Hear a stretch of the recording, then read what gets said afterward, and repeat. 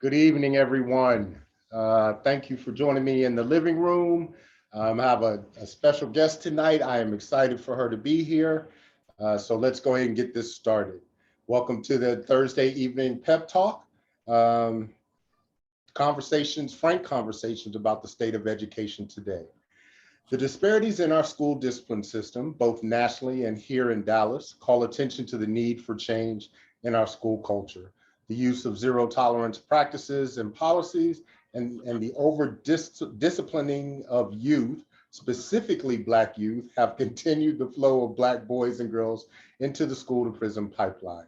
Our educational system spends vast amounts of money for security services and minuscule amounts comparatively on the mental and emotional well-being of our youth.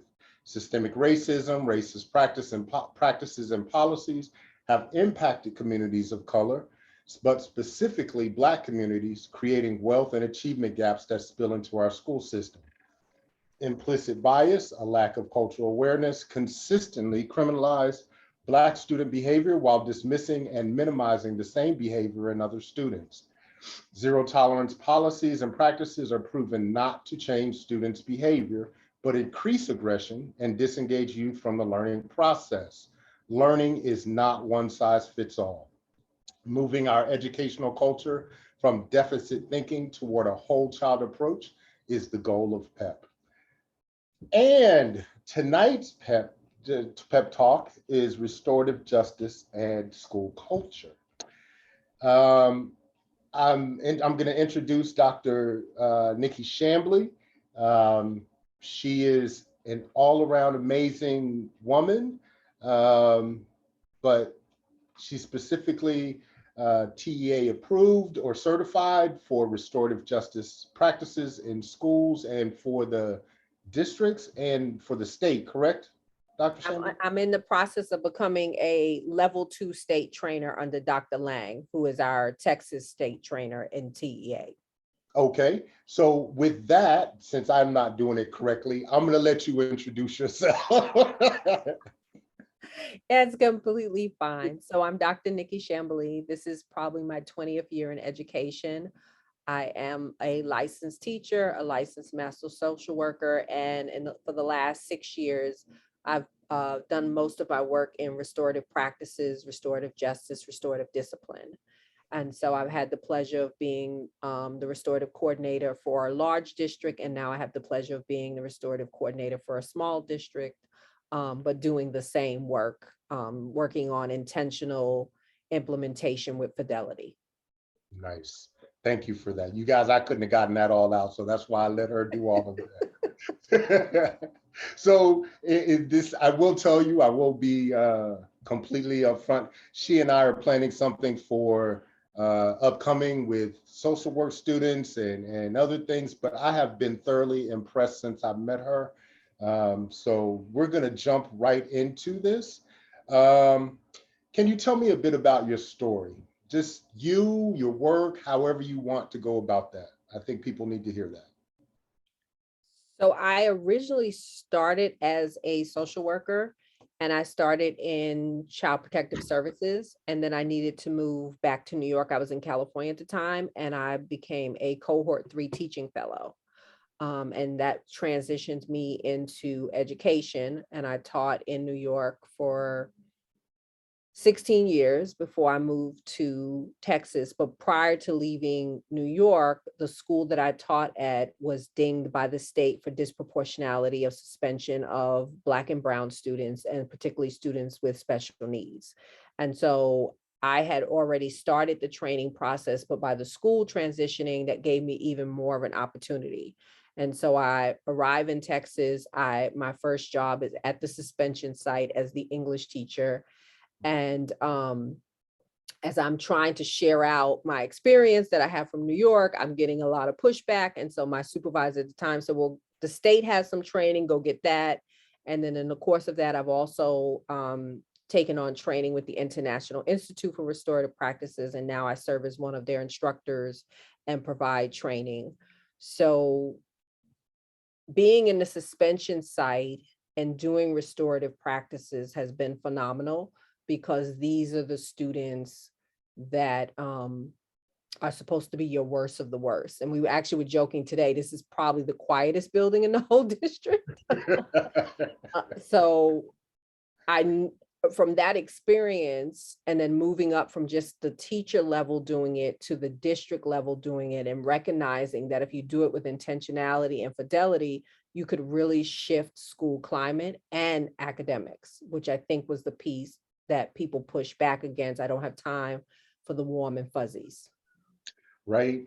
So in the intro, I talk about zero tolerance. And what I wanted to get your viewpoint on, um, how detrimental is that? You know, people talk about zero tolerance and that it's this and that, and then they talk about restorative justice, and they think, like you said, warm and fuzzies, right? And it's not going to make a change. It's not going to put the fear of God in kids and all of that, and people that are involved. Can I get your perspective on zero tolerance? And actually, can we get into how restorative justice actually is better than zero tolerance? Yes. So zero tolerance, I always explain it this way. We just send the people to the house. And so that's easy. I've removed you. I don't have to be bothered with you. You are at the house, left to your own devices. What restorative justice says is that I invite you into a process where you get to tell us your story. You get to hear the story of those who've been impacted. You get to be supported from people in your community, and you get to make some decisions about how you will make amends. So how you will repair that harm. And so when you think about Brathwaite and crime, shame, and you know, that whole idea of we have to separate the deed from the doer. And so you don't want, like, imagine you had to live the rest of your life in the worst mistake you viewed that you did, whatever it was. Like you stole I remember hanging out in the village when I was a kid and stealing a button from one of the stores. Now imagine that I as a kid internalized that as that, I got caught and that's who I am. I'm a thief. And so that kind of colors everything that I do going forward. And so we really need to offer kids, and I'm not saying we don't suspend kids, but we can do it in a way where after the suspension, they're allowed to come back and process through and hear the impact they've had on their community and rejoin their community. Because if we don't allow them to rejoin the community that's positive, they're going to go find a negative community to be part of. And so, and everybody always thinks gangs, but to me, students who are pretending to be gang-like are more dangerous than actual gang members. Right. And so that's that subculture that forms, like, well, we're not accepted here, so we're all going to cluster up together. And so when it's time to tear up the bathroom, we're going to tear up the bathroom. And that has nothing to do with being part of a gang. That has to do with, I needed a culture to belong in, because the school culture that I'm supposed to belong in has not given me a way to step back into it. Nice. And so we've talked a little bit before, and I'm always talking about perception. And that's what we're talking about. It's like, if you change the perception, and it is not because I come from that. I just remember thinking I was terrible and that was all I was, right? So like you said, and I did react and act out in ways because that's how I felt about myself. The one thing I wanted to ask about, so with suspensions and the disproportionality, you said that you believe in suspensions, right? I think in some cases a suspension is appropriate. Tardies, uniform, absentee, that's not where we're suspending kids. So that was one of my issues when I first started in the smaller district, is I'm sitting in rooms with kids who had a fight and they're being sent for 30 days. And then there's a kid who's been out of uniform who's also been sent for 30 days. There's a disconnect here. How as a kid am I going to even understand that? Wait a minute, you're here for 30 days and you had a fight and all I did was not get dressed appropriately for school. And so we actually, as a class, began to delve into the discipline code.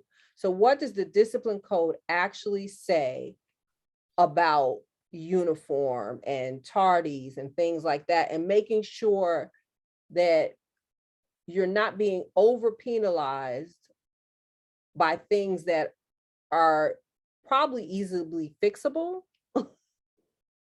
And yet I'm spending 30 days here because I'm not in uniform. So those things I don't think. But when you're talking, gun violence or threats of violence, drugs, some of those things, but the flip side of that is, if we're suspending kids, we also need to provide support. And so that was the other challenge. You're sending kids to DAEP for drug use, selling, using, possessing, but there's no drug counseling here. So what is it? We're building community. We have a community where they can talk about it. We have a community where when they're ready to go back, I support them in going back and making amends if they need to. But what we don't have is what they might really need, which is support around any legitimate issues they may have with substances. Yes. And the same thing with mental health issues. And so, barring minor trauma, some of that major stuff, we don't have the capacity at a suspension site, the one that I worked at, to deal with mental health issues. And so you're punishing kids for legitimate things that they should receive treatment for. Yes. I was talking with someone else, and she said she was going to steal this one from me. But, when you kick the kids, and I'm not saying, our body has white blood cells for a reason. You arrest the situation, but then it fixes, like you said, it fixes the problem. And, a lot of teachers and a lot of issues, it fixes the problem for you, but we're not fixing the problem for the kid. And what good is that if it fixes the problem for you and it doesn't fix the problem for the kid? You're going to run into the same thing, and you're actually increasing, like you said, the trauma, those things. Nobody is saying that kids need to run around school fighting, right? Yeah. But a lot of times, even the length of time and the fact that we don't address those situations right away with what needs with the supportive services, both emotional, the things about bringing in parents. I think that we continue to increase like the child's perception, their trauma, because it's just, you're kicking them out, but you're not fixing anything. Yeah. And because you're not giving them a space to make amends, your mindset, administrator, teacher, never shifts, because you never get to hear their story and you never get to hear their willingness to make right what they've done. Yes. Yes. You just see them pop back into school and they do something wrong and you assume the 30 days wasn't long enough. They didn't get it 45 days this time, or ISS for 3 days.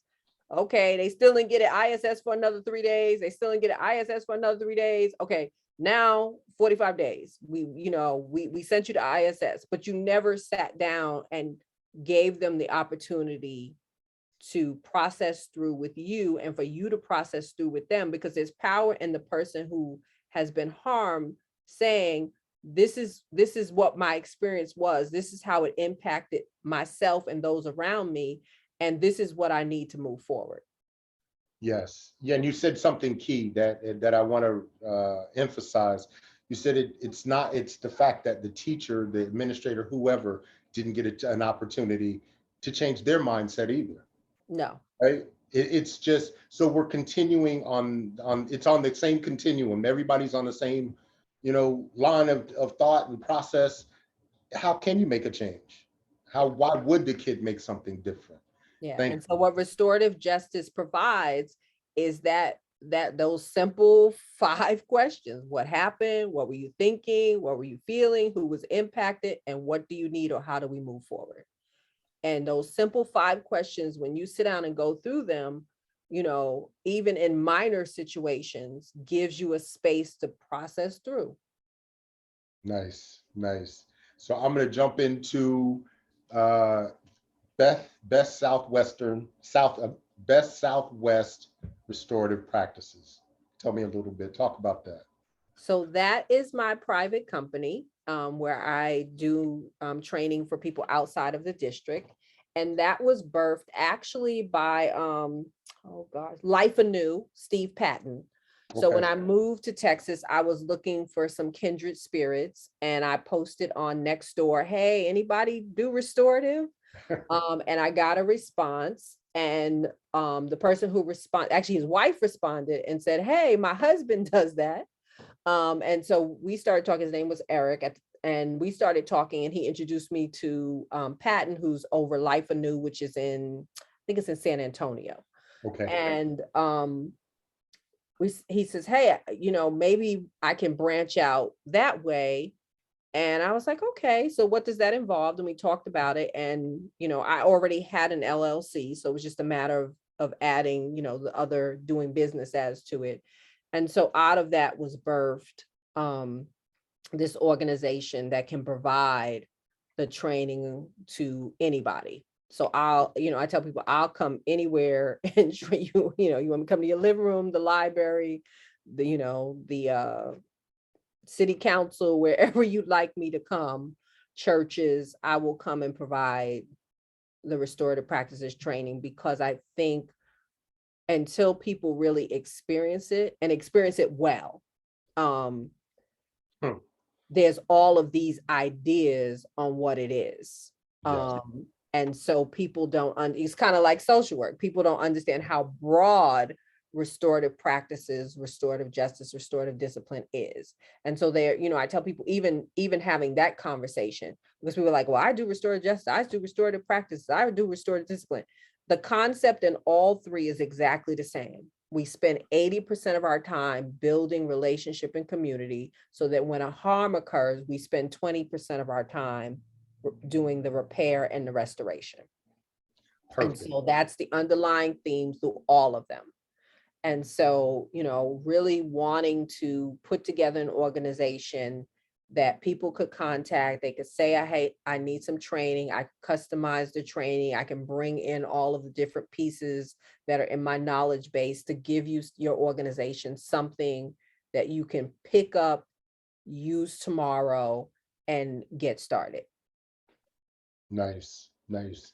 And I think it's good that you said that underneath everything, doesn't matter if it's in the classroom, council, home, the same principles are what we're talking about, building relationships. Yes. Right. And I think that, well, let me ask you this. With our current system, are we ready for restorative justice? Truly, with our current system, the way it is set up. I think we're ready, but we don't realize we're ready. Because I think we recognize that what we've got going on is not working. Well, no, let me rephrase. It's working exactly how it's supposed to. I mean, if we study the history of the education system, it's working exactly how it's supposed to, but it's to the detriment of the children it's servicing. And so I think we recognize that the current system that's working the way it's supposed to, because this is what it was designed to do, is detrimental to our children. And so I think there's people and places where people are like, we gotta do something different. And so that's the other piece people struggle with, is they think I've got to go buy a program. And restorative is not a program, it is a way of being. It's stepping into spaces and saying, how do I honor someone's human dignity? So even if you never sat in a circle with me, which is one of the principal practices of restorative, you are in a restorative mindset that says, I do things with people. I give them support and encouragement. I give them structure and boundaries, and I do it with them. And so that's very different from what we have now, where we're doing things to people or for people, often without their permission. Without permission, right. There we go. And the thing you said about the programming, it's almost like the SEO phenomenon. I'll say phenomenon, but the buzzword SEO now, because it doesn't even mean anything anymore, actually.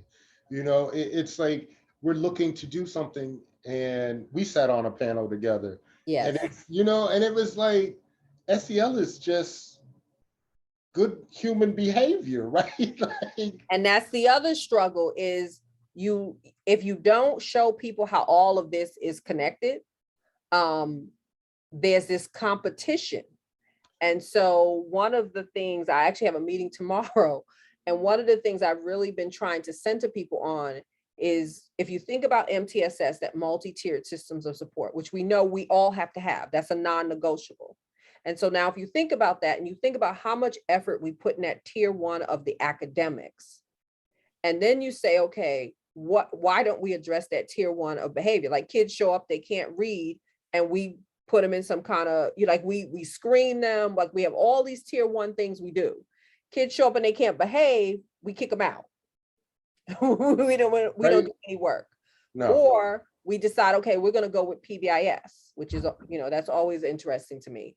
And usually the first, those that may not know, explain PBIS. positive behavior, what is the I and the S? Support, I know is the S. I can't think of the I. It's intervention into it's school-wide. So it's basically the establishment of a school-wide climate.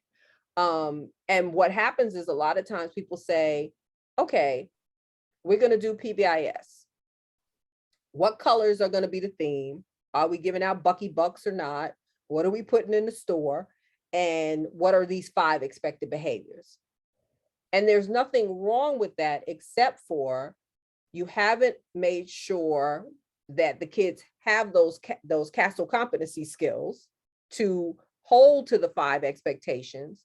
And you haven't built community that leads kids to innately say, I want to meet your expectations because we're in relationship, because I want to honor the community.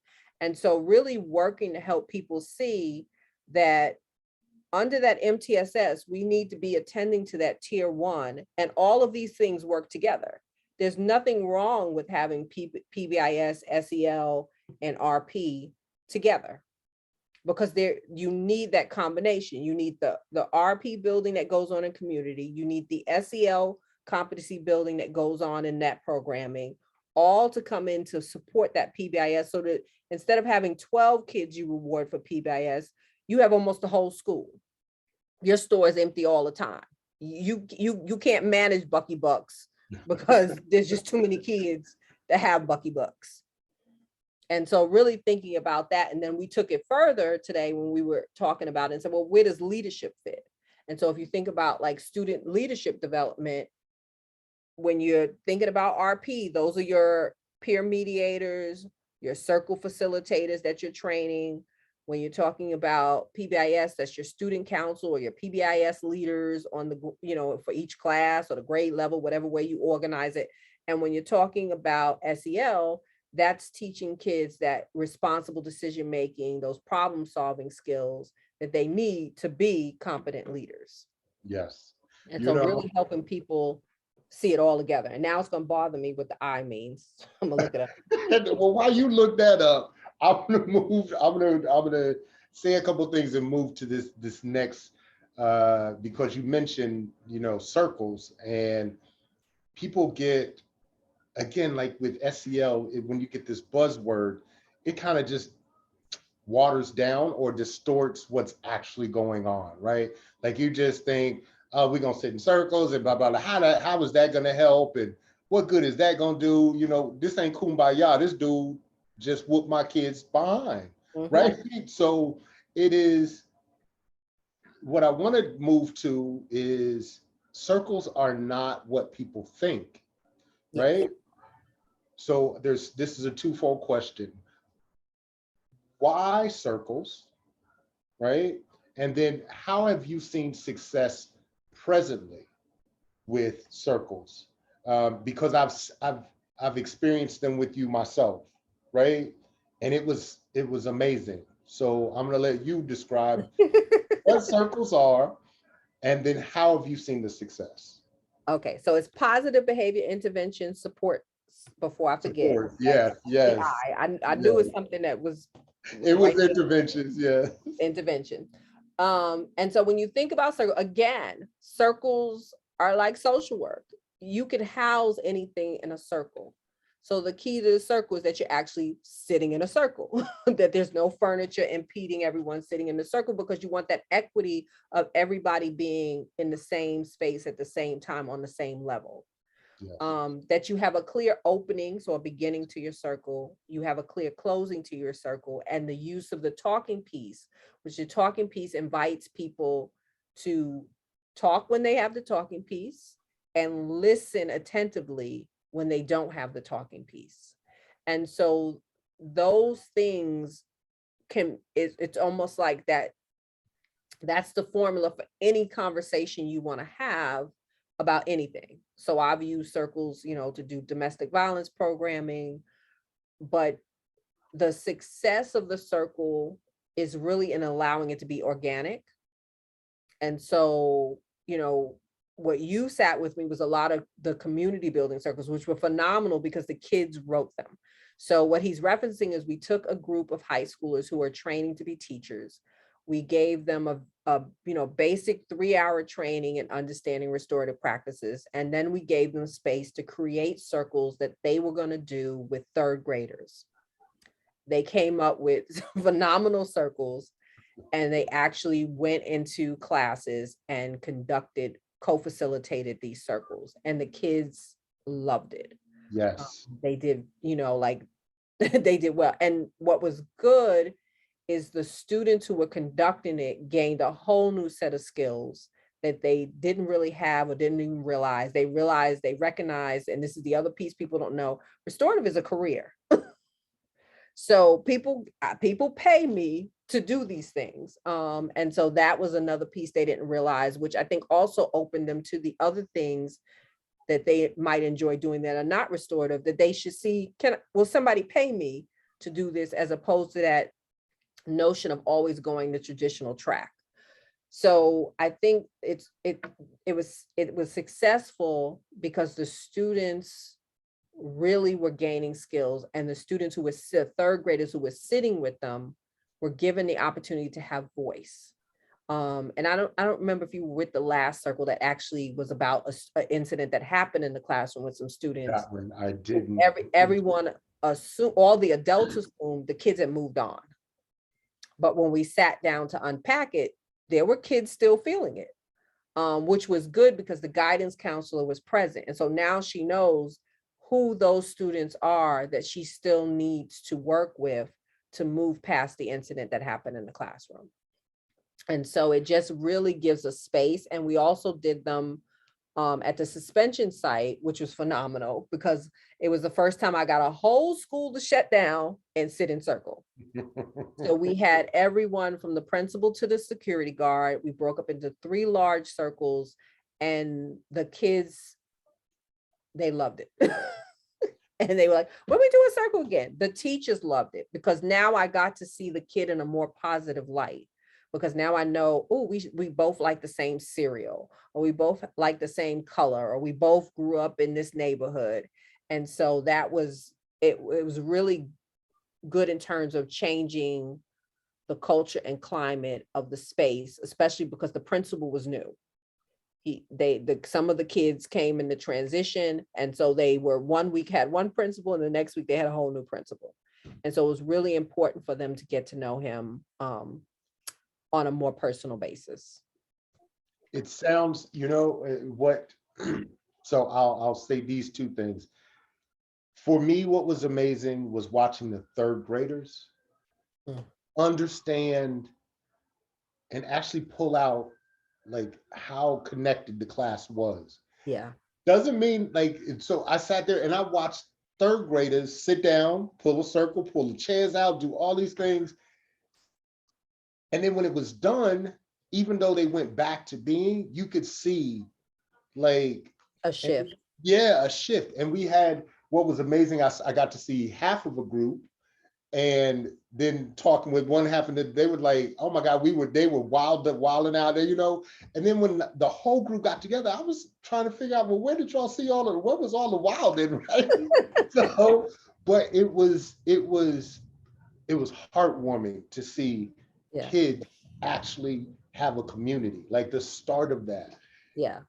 The biggest thing that you're talking about and what I'm hearing is that it's not a quick fix. No. Is not a simple thing of, like you said, plugging in a program. No, this is work. But the work of it is the change that you'll see with the work is the less behavioral problems, less, and again, kids being centered and focused on who they are, so they improve in their academics as well. I think that's where we're standing now, is that school is just not academics. And I think we focused long enough on that. Mhm. I am truly grateful to know you, and I applaud what you're doing, because we really need changes in our schools. Specifically, when we're talking Dallas, we're talking 85%, what is it, 60% brown and Black and 30, brown students. yeah. Yeah. So we need this, and we And the need, teaching field is still predominantly non-people of color. yes, And so and so as much as we don't want to talk about it, sitting in circle builds that community that crosses racial lines. yes, Because now I'm realizing that even though you are a Black kid sitting in my class, we have some commonalities that cross over. And yes, so the hope is that it begins to shift the humanity you have towards me. You begin to see me as a person, because I can't think of the study, but there's a study that says by the time Black boys hit 4th grade, for people who are not Black, they appear like men. right, yeah, And that's crazy when you think about it. But that circle and that time to build community helps with that. Doesn't completely eradicate it, but it helps when you begin to understand, or you begin to realize all of those preconceived notions. Oh, you came from a 2-family home. I thought Black people didn't have 2-family homes. No, we have 2-family homes. We live in houses. We don't all live in apartments. Some of us have grass. Like when you begin to kind of, oh, your family travels. Yes, Black people travel. We swim. We do a whole lot of things. yeah, And so when you begin to make space to hear that, it more than likely will broaden your desire to see your students in a different light, because now you're seeing some connections and you're undoing some myths you may have had when you looked at them the first time. and me and I were talking about some things and on the show, and when you said all that, because we were talking about, you can't come in, it's not about doing a Dougie, and it's not about slapping hands, and it's not about all of that. It literally is, but it's also, this is a way that you can do this without having to take time out to go into the neighborhood and learn the neighborhood. You know what I'm saying? You still need to do that, right? Like we need to change that, but this is a way to shorten that process, right? Yeah. And then when you see just the discipline of you sitting in circle and passing and not talking, and that will also shift a teacher's mindset about the kids that were a problem, right? Like, so if they're doing this here, it got to be something else. It's not. And when you see the classroom of teachers who are sitting in circle when you're not, because there's been incident where a kid has cursed out a teacher, and I go in and I'm like, what? Oh,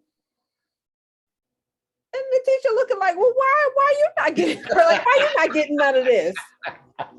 Community, culture, community and connection. Yes, it's so. I just don't understand it. I struggle with this because I'm a very simple man. I think for a lot of people, it's too simple. Maybe that's what it is. It's too simple. It's too organic, and it's too close to, because restorative, we've taken it but it's been a practice among indigenous people for forever.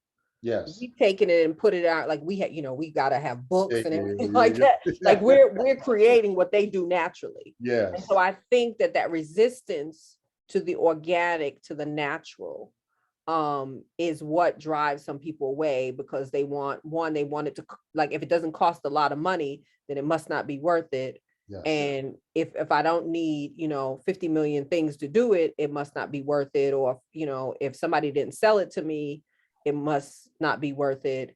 And so I think until people actually sit and experience it and get a full understanding, because then the other misconception is that when you say restorative justice, people think it's the only the part where you sit with the person who caused the harm and the person Yes. who Yes. Yeah. was Yeah. harmed. And they don't realize, even when you're using the title restorative justice, there's still that huge piece of building community. Which is, like you said, 80% of it. 80% of it. And if you don't do it, like, how can you restore people to something you didn't build? You didn't build. So it's like trying to go to the bank when you didn't make any deposits. What are you pulling out? You don't have any social capital here. So the kid doesn't have an interest in making amends to you, because we don't have a relationship. We don't have no relationship. I'm good. And relationship is not just because you're my teacher. That doesn't come, you don't. Oh, that's gone. That's gone. Oh my God. Positional respect is gone. Yes. I don't know when it left, but because see, when I came into social work, when I came into teaching, I came in from social work. So I never knew positional authority. Like, that never clicked to me that I was the teacher, so you should automatically listen or follow me because I was the teacher, because you can't do that with clients. No. You can't say, well, I'm the therapist or I'm the caseworker, so I automatically have the power, so you got to do. No, you have to build relationship, especially in child protective services. And so coming into education, I was like, I can't sit with people's kids for hours and hours and don't know who they are or anything about them. And so I think teachers, young and old, still think that positional authority exists. I don't know if it ever existed, because if you think about where pockets of success have been, they've been success in communities where there was an attachment to the teacher. Yes, yes, yes. Or they took the time. When you think about good teachers, bad teachers, it was the ones that actually had some relationship with you, that you could trust, that you could, I'm still might act out, but if you say sit down, I'm gonna sit down, because it's And so now we give it titles and we push out books and all of this stuff. All of that. But the good teachers have been restorative since the beginning of time. Since the beginning of time. They've done SEL since the beginning of time. Yes. They've done all of the things that we now, like you said, we have to put names to and muck it up. But which is no problem. I think being explicit on why you do what you do is very important. Because if not, then you're doing things by accident. Okay. And we hope that it happens and you go, oh, I'm going to do that again, but that's not everybody. So I think there's something to be said for people being explicitly told this is a way to build relationship. But I also think we have to give an acknowledgement that this is something that's been occurring in indigenous communities forever. And that if we think back on the good adults that we've had in our life, a lot of the reasons that we've found them good or pleasurable is because of connection that we've had with them. Yes. So I'm gonna bring this. We're gonna start heading down. What I did want to, right? But I know, and I can too. So what I wanted to do was, I say this to everyone. Tell me what your utopia would be. Specifically in education. In education, yeah. So my utopia would be outside classrooms. So kind of like what you saw at the third grade, that building we were working in. So a lot of inside outside space, and also a lot of opportunity for kids to move at their own pace, and a lot of removal of unnecessary things. So when I think about high school, there's a lot of classes you engage in high school that we could really be doing something else. You know, we really could be doing something else. And I was telling a coworker today, there's a program, it's like called America Promise or something, but Coursera and Google and a couple of the other big companies have put together this program where you self-pace through these courses like cybersecurity, and then they'll hire you. Like the ones that are sponsored by Google, Google agrees to hire you if you successfully complete these modules that they're paying for in Coursera. And so when I think about that, like really getting to the point where we give kids the skills they need, like a good foundation, and then we just let them grow. Ooh. And we just support how they are growing. Like we're more of the guide on the side.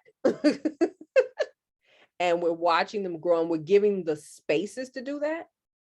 Because I you know, yeah. And then a lot of inside outside space and a lot of flexibility around I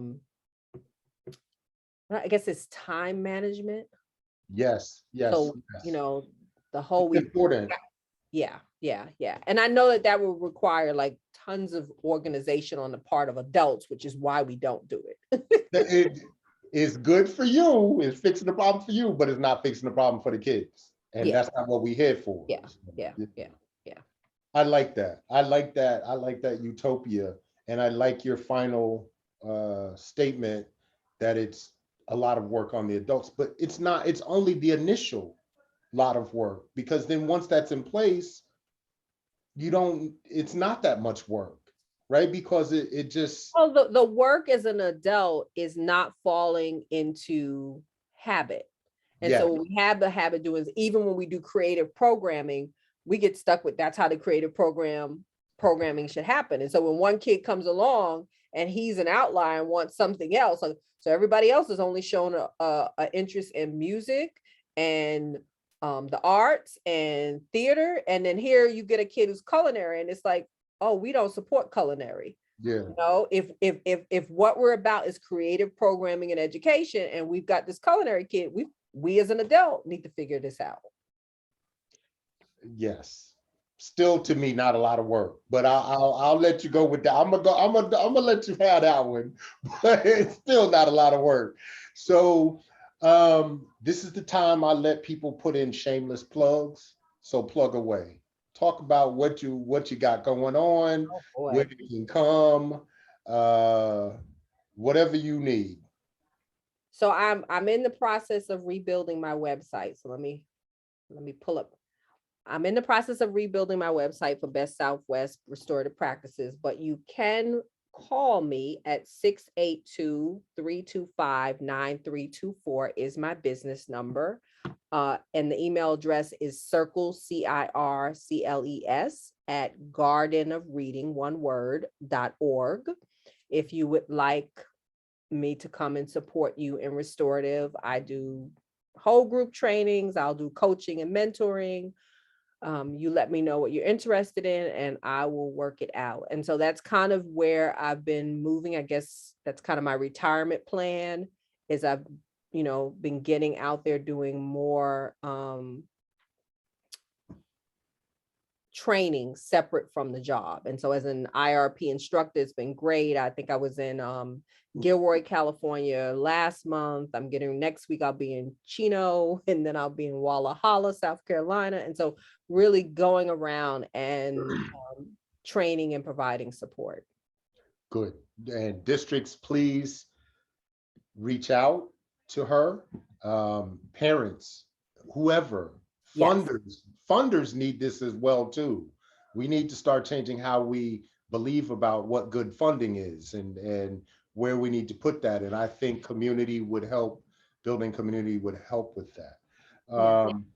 So Dr. Nikki Chamblee, she's in DeSoto ISD right now. I look forward to the fall to do some work with you. I appreciate you so much for being here. Thank you. Restorative justice works. Zero tolerance doesn't.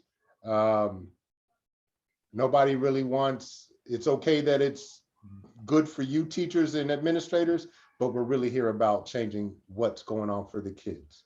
So I'm going to end this show before I say something I don't need to say. And it was a pleasure having you tonight. And Thank you. thank you very much. You guys have a wonderful evening. Bye-bye.